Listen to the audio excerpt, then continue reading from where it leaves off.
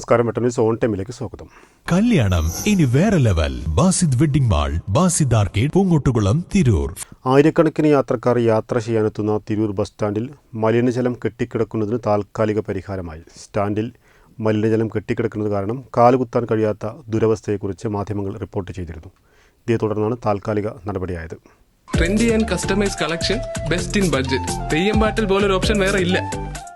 Tirur bus സ്റ്റാൻഡിൽ ശുചീകരണം തുടങ്ങി. തിരൂർ നഗരസഭ ആരോഗ്യ സ്റ്റാൻഡിംഗ് കമ്മിറ്റി അധ്യക്ഷ ഫാത്തിമത്ത് സജന സ്ഥലം സന്ദർശിച്ചു. നഗരസഭാ ശുചീകരണ തൊഴിലാളികളുടെ ശ്രമഫലമായി മലിനജലം ഒഴുകുന്നത് താൽക്കാലികമായി തടഞ്ഞു.